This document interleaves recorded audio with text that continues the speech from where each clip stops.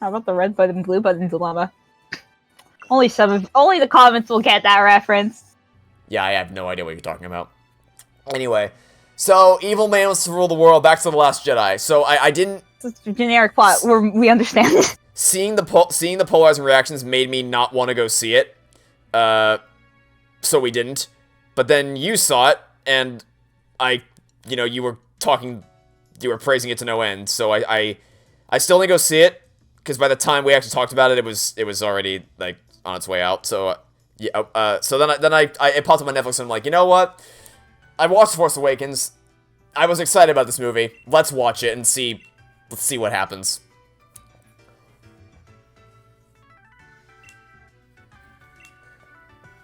At least for the most part, unless the movie is like you see everywhere, people are saying this is a pile of flaming garbage.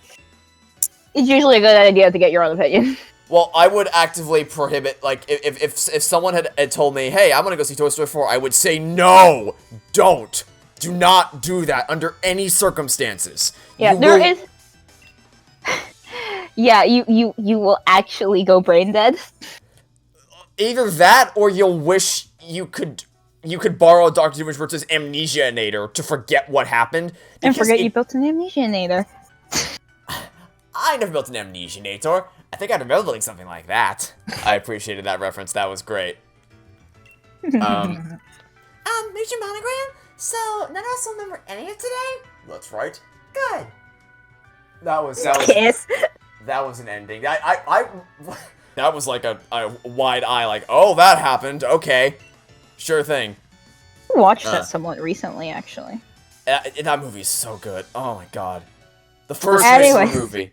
Anyway, yeah, so Last Jedi. I keep getting sidetracked because that's just how conversation works, is like, it just flows so naturally between us. It's just like, oh, wait, what were we talking about? We get sidetracked so often. Yeah, so I finally gave it a shot, and I actually really enjoyed watching it. I mean, it was a long movie, I'll give it that much. It was really long, not as long as The Rise of Skywalker, but it's still a long movie. But I actually ended up really, really enjoying it, for what it was worth. And I think the reason why is because I just didn't really have an emotional investment in the Star Wars movie until the franchise until that point. Because so you're just there to see it. Yeah, because like I didn't if I had actually cared a lot about Luke and the characters, I probably would have been like, I don't know about this. To have Luke on an island by himself, just abandoning everything, I probably would have been like, I don't know about that. But I just don't care about Luke or the Star Wars franchise as a whole. So I'm like, whatever, we'll just roll with it. Don't let the Star Wars trolls hear you say that. I'm bracing myself, because I'm aware that discussing the Star Wars franchise is a very controversial thing to do. Do you feel like dying today? I wouldn't say that it's like a phenomenal movie, because there's a lot of things that you can, like, for instance, the opening scene, I don't know why they didn't just use Y-Wings. Like, I was always very confused. Like, those bombers are really, really slow. And they seem very counterintuitive to what a bomber ship is supposed to be. I like how you know the Y-Wings, but you don't know the planets. Well, okay, so, like, the type of ship is very different from the planets themselves. Because there's a lot of planets, but there's only a handful type of ships. I can only kind of describe the ships, though. I know the X-Wing. My opinion of kinda is probably not what you're thinking kinda is. What do you mean? Like, when I say I can kinda describe the ships, I probably know more than I think I do. Probably. But I feel like I can kind of describe the ships. Probably. Yeah, so yeah, there's a lot of things that I had questions about, but overall I still enjoy myself. Yeah, that's my stance on Last Jedi. Oh, BD? Oh, has BD invaded the stadium? He doesn't like pink anymore! I am BD, the challenger who was forced to withdraw from the gym challenge. BD, he's the challenger endorsed by the chairman Rose himself. I have a score to settle with challenger Trevor here. I'm aware this is against the rules, but I must ask nonetheless. Let me battle him! I'll stake my career as a challenger on this battle. If I lose, I'll retire from— Oof. Ooh, I don't know about that one there, buddy. Maybe maybe want to reconsider that. Maybe don't. What an unexpected turn of events! Former Challenger BD has come for one last battle. We are currently debating what to do with Challenger BD. To all our viewers, both here in the stadium and at home in front of the telly, we ask that you please be patient. Hold on to your hats, we'll be right back. But I had to say something, do something. Even ever since you showed up, everything I've done has gone wrong. It was Oleana who asked me to gather wishing stars with the chairman, but then the chairman himself disowned me. And then that strange old lady comes out of nowhere and drags me into a boot camp on fairy-type Pokemon. Do you have any idea what I've been through? Covered in pink, dealing with quizzes and battles with fairy-type Pokemon every day. And here I am, pouring my heart out to you, or I've never lost my cool before. We've reached a decision, ladies and gentlemen. The champion himself has accepted B's sudden interruption. Is the champion showing his love by giving every trainer a chance to grow stronger? Or is it a trial for Challenger Trevor? It's definitely the latter. My will hasn't been broken yet. Okay, then. Anyway, so, back to Star Wars. My analysis of The Last Jedi is not really going to be all that in-depth because I don't know much about Star Wars and I don't care enough about it to actually give a proper critique, but I know that I enjoy myself watching it, and that's all I can say. If you want a more proper analysis, I'm going to turn it over to her because she knows that she's a Star Wars nerd. She knows that she knows. And from there, I'm going to go tell you to go watch other YouTube channels to go watch it because, well, opinions are great. I would suggest either watching Schaefer-Ellis or Cosmonaut Variety Hour. They have two different opinions on that movie, by the way, before you ask. Which is why I say you should watch one of them. Cosmonaut Variety Hour. That man, I don't think... So... he's not very consistent with his videos, I'll say that much, because... in one of his... one video he says... You might think it's a little strange that I'm judging a comic book movie based on the comic that it takes its material from, because I usually don't do that. I usually like to judge these as completely separate stories. But when the comic is done so much better than the movie, it's hard to ignore. Meanwhile... Don't hurt the face, I'm an actor. No, my stupid, corny cartoon villain wasn't represented the same way he was in the comics. Yeah, well, get over it, alright? I read a lot of comics, and if I got mad every time something was different, I would have died of a heart attack back when I saw Fantastic Four. But when the comic is done so much better than the movie, it's hard to ignore. Meanwhile... Yeah, well, get over it, alright? And you just... you watch those videos back to back, and you think to yourself... Not movie, that video. Then again, actually... Because he did a re-review of all the movies, I think. And did he amend those statements? Right before Endgame came out, he did a re-review of all the movies. And did he amend either of those statements? Because I don't remember, but I don't remember him saying anything super controversial when he redid them. I wouldn't call it controversial. I would call it contradictory. Yeah, I don't think he didn't say anything super contradictory that I can remember when he did the. Because he went back and basically did what you did right before Endgame and watched all the movies in a row. Just to, get his, get his reviews consistent, because consistency is great. I'll say this much. He did that with the Star Wars movies, too. I did not. I knew the basic outline of all the... I'll say this much. One other thing I forgot to mention about Last Jedi. I show The Last Jedi to my family, and The Last Jedi is not a very consumer-friendly movie. There's a lot of scenes where there's just a lot of character development. It depends on you having seen the previous movies. Well, there's that, but there's also Rise of Skywalker's pace is a lot faster, so it's a lot easier to keep an audience's attention compared to the Last Jedi. It's a much slower-paced movie.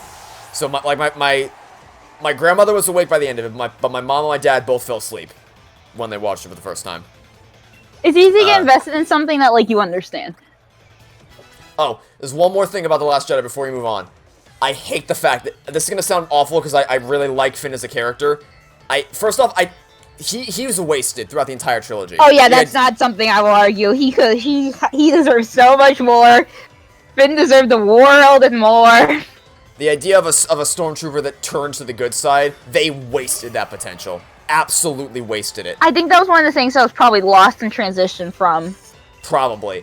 From, we talked about it earlier. We're not going to repeat it. We're not going to repeat it.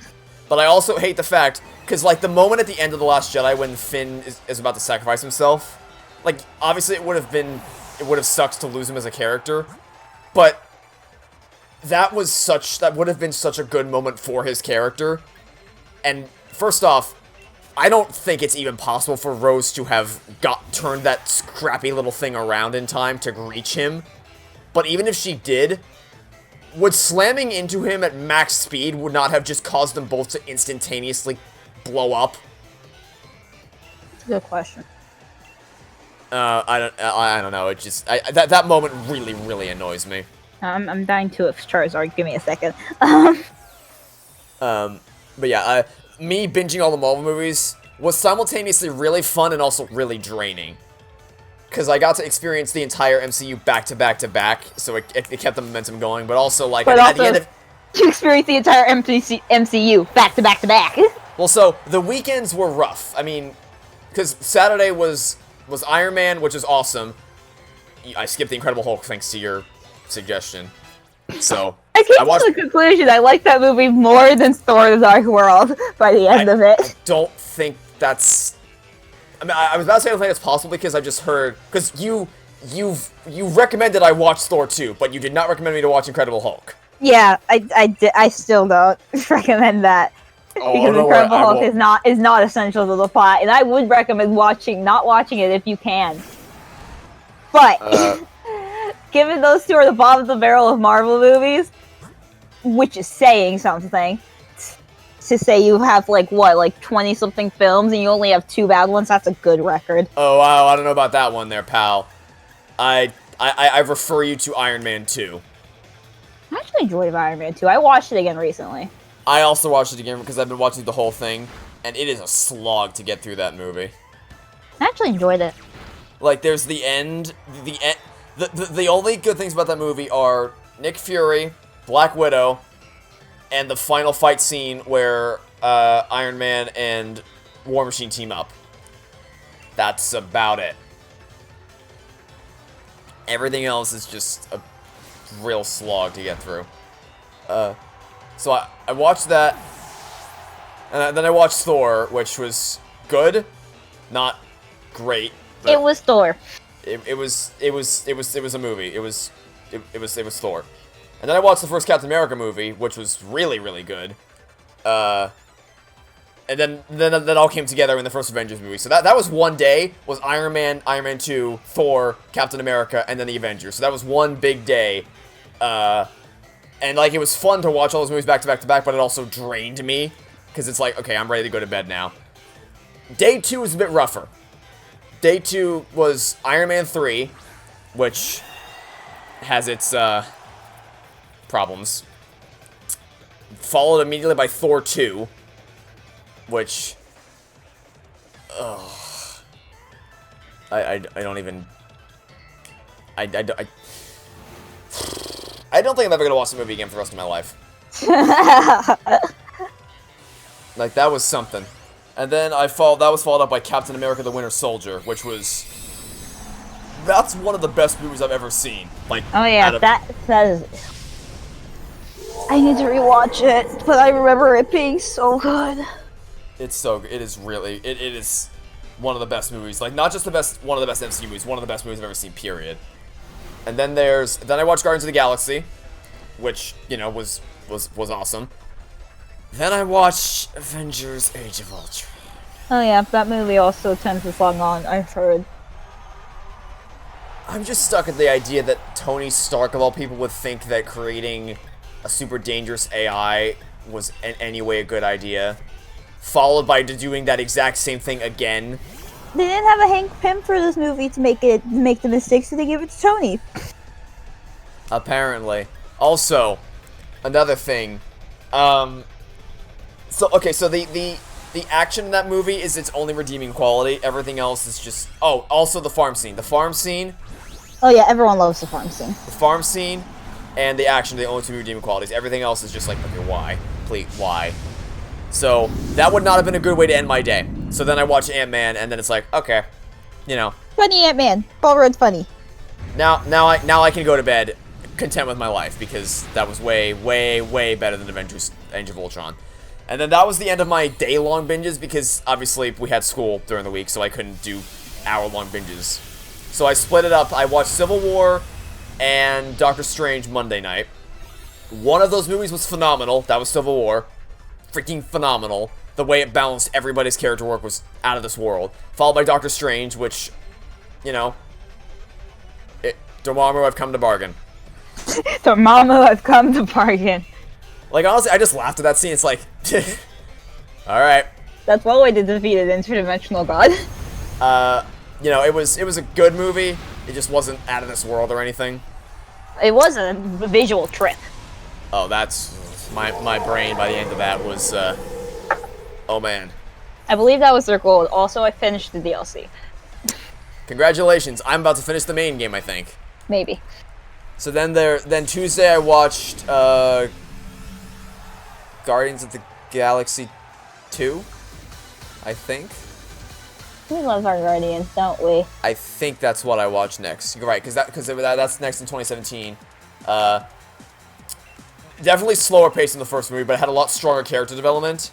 Yeah, So- I'm pretty sure Guardians of the Galaxy, the way my dad describes it is that Guardians of the Galaxy was the thing that told Marvel they could do whatever the heck they want and they would get seats in the theater.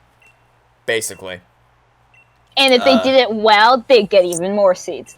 So that's basically how Marvel started on the, yeah, giving people creative control is a good idea, isn't it? Then Wednesday happened. And let me tell you about Wednesday. Wednesday is when I watched Spider-Man Homecoming, Oh, yes. which is one of my favorite movies of all time.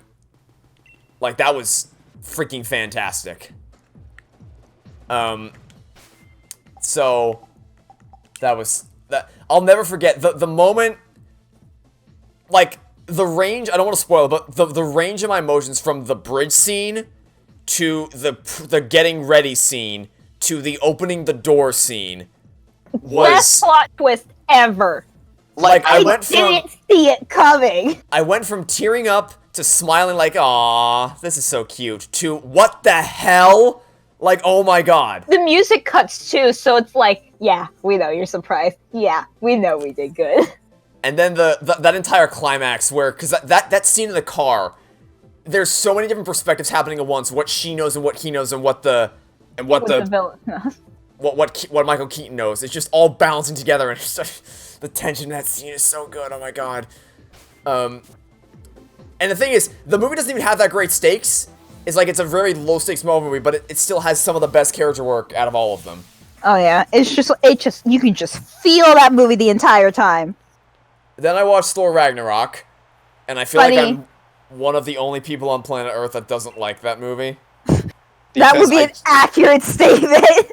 that movie, like, that is entirely determined on whether or not you find the comedy humorous, which I did not. I like Taika Waititi a lot as a director. Also, fighting Nessa again. Long time no see, Nessa. It's been a while. But yeah, Woo! I just didn't laugh at it. Like, that's clearly a movie that is predicated on you enjoying the humor, and I just didn't. It just wasn't my type of humor. I enjoyed it. But, He's directing yeah. the next movie too, so.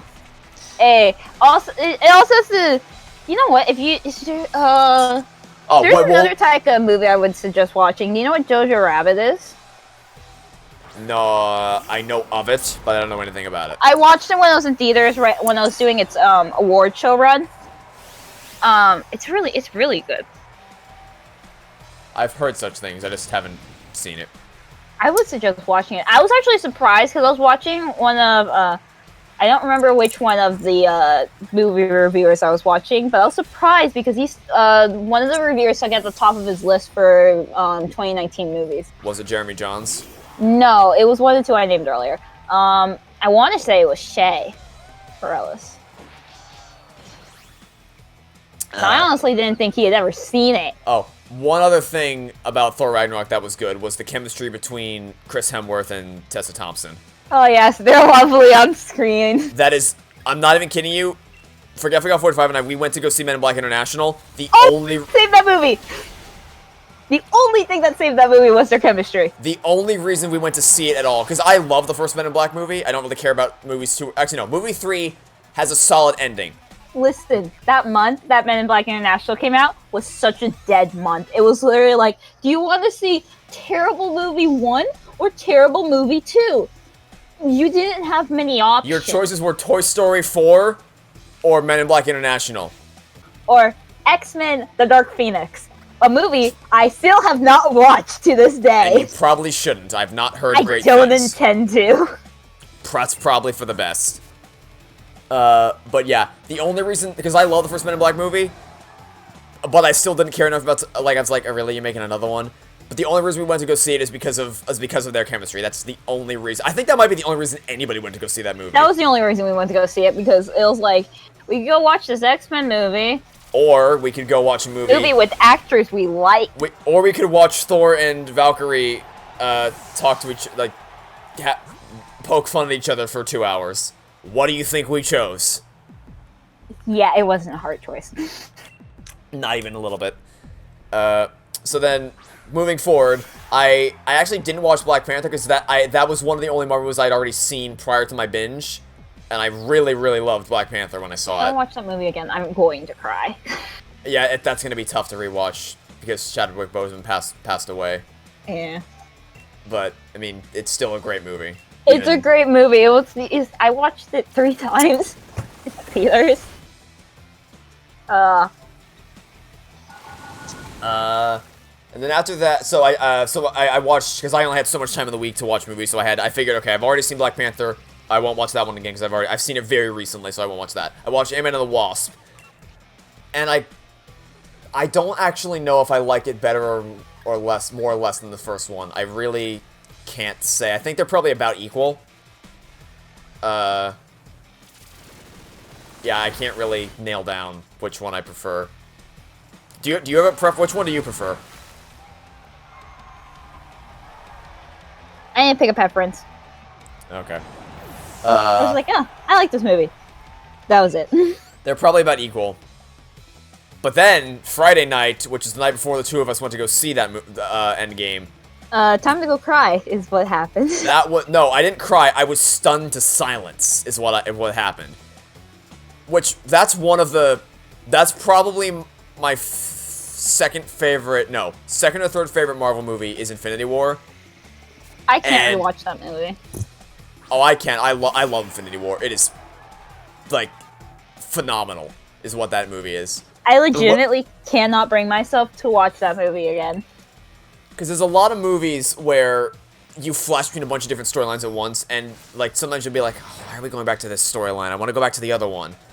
That movie, every single subplot, like, you're just like, alright, let's go back to this one, I can't wait. And the way they tie everyone's characters, everyone's stories together into all the final... Oh, and Thanos, just, oh my god, there's so much about that movie that is fantastic. And the thing is, I didn't know anything going into it, so I had no clue. I was like, alright, so are they gonna win? Like, let's move on here. And I thought, because when, I can't really go into this without giving spoilers, but there's a point when it seems pretty clear that they've won the battle, and then they don't. And then you're just like, wait, what? Wait, what? And then Thor does his Thor thing. No, sorry. First Star-Lord does his Star-Lord thing, then Thor does his Thor thing and causes Endgame to happen in the first place. What?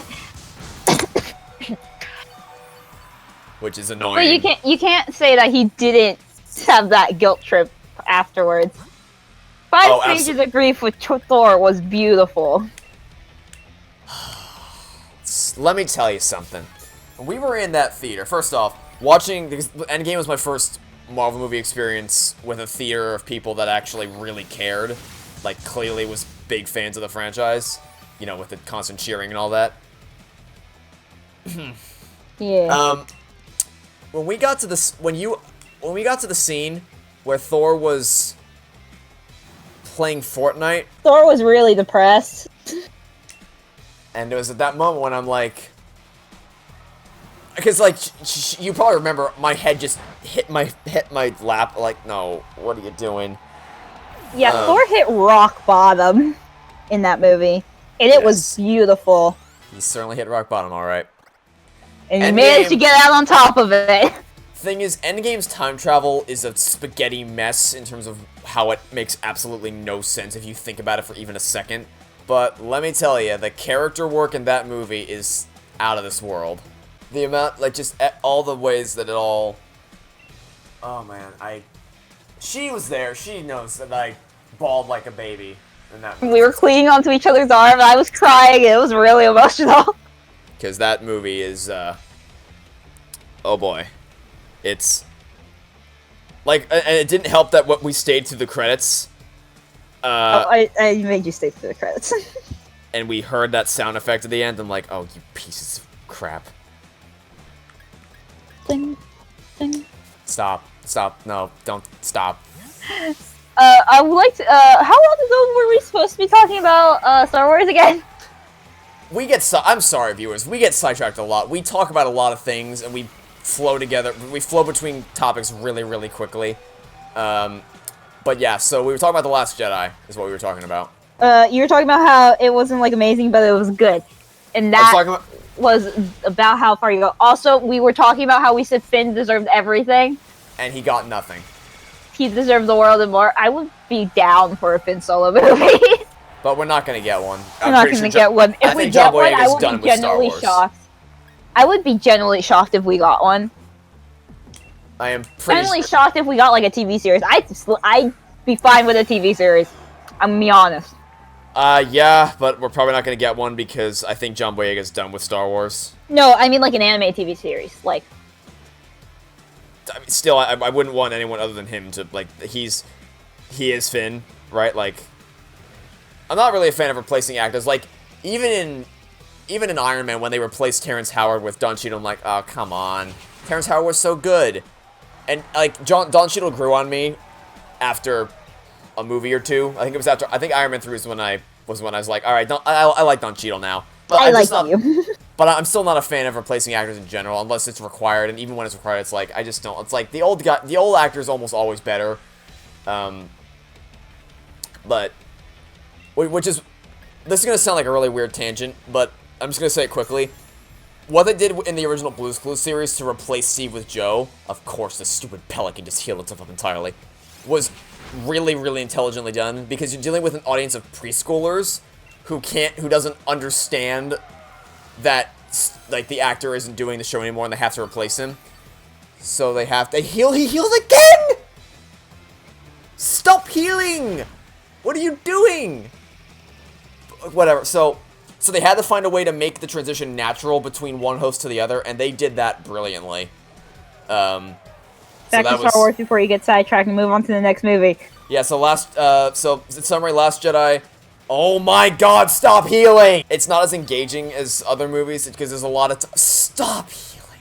There's a lot of things where just, it moves fairly slowly for a lot of it. And there's a lot of things like the bombers that they use in the beginning just don't make any sense. I'm not gonna waste time breaking down more of it, but so the bombers are like a nitpicky thing though at that point. I would know they would not be a nitpicky thing because they defined the opening of the movie. Like if they used any ship, that would have been fine. Well, no, because the entire fleet gets blown up by it's a chain reaction thing. No, I'm saying the whole fleet is getting blown up anyways. Well, no, because the Y-wings are much more deft and mobile than the slow bombers. But they can't carry that many bombs. I don't know what argument I'm making or why I'm making it right now, because I didn't have a really big attachment to what ship they used specifically. I was more concerned about what was happening. Period. So I don't really care about I'm not trying to sound like a Y-wing fanboy because I know nothing about Star Wars. So it's just I'm thinking about practicality here. Is like you would use the smaller, lighter ship, not the giant, slow ship. Yeah, it's like if you're of all the things in the movie, it's like spaceship. I don't know why they would. Okay, but yeah. Anyway, so Force Awakens, I've only seen that movie one time, but I really enjoyed it the first time I watched it. I'd have to watch it again though to reassess, but I would place it above The Last Jedi. And then that just leaves the original trilogy, which Return of the Jedi actually ranked. Which Return of the Jedi takes number 3 because the opening of that movie, just everything about the whole plan to rescue Han from Jabba's palace, it's a plan. Are you sure about that? I don't think that was a plan. I think that was. If it's I'm not saying that the plan went as planned. But there was something written down on paper saying this is how we're gonna rescue Han. Whether it was it was called a plan until they decided, frick the plan.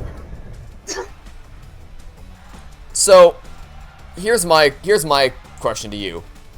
Explain the plan to me. I don't remember enough of it. That's why I'm saying. So there was technically, in the sense of the definition of a plan, they planned to do something. Did it work? And so, because Lando's in there, like, he's already been placed in Jabba's palace for who knows how long. He has no way of getting reconnaissance back to his team.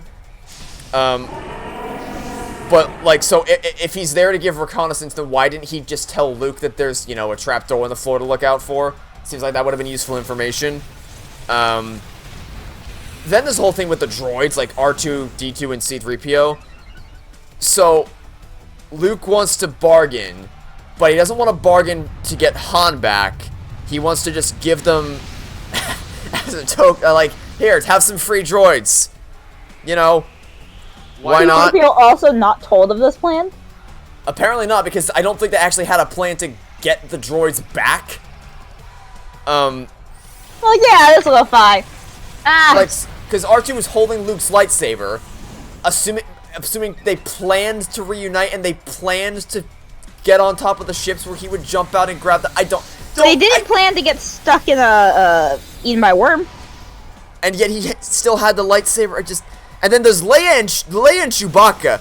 Like, okay, so Leia disguises herself and goes into the palace or whatever as one of the crew members. But Lando already did that.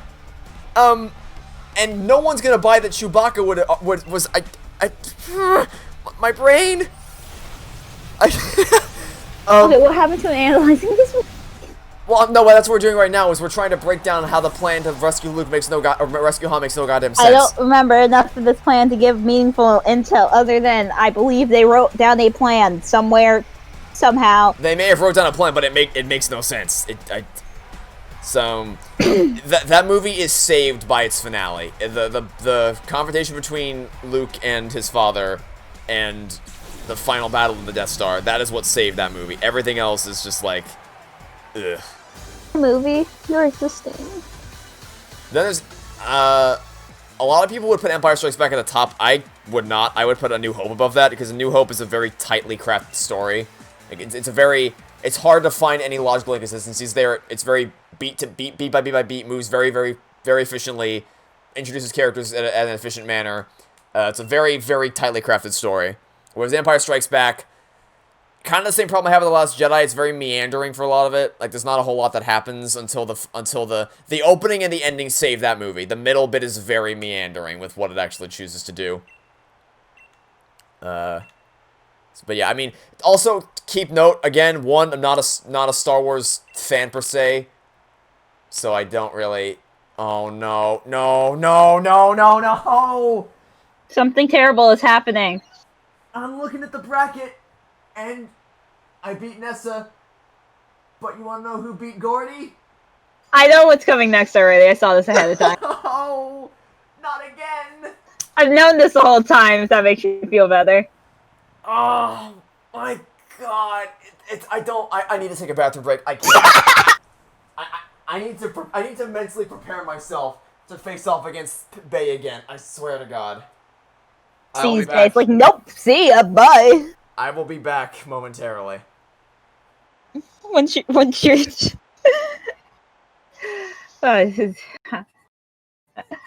Hello, dear viewer. If you didn't know, had a very traumatic experience involving Bay.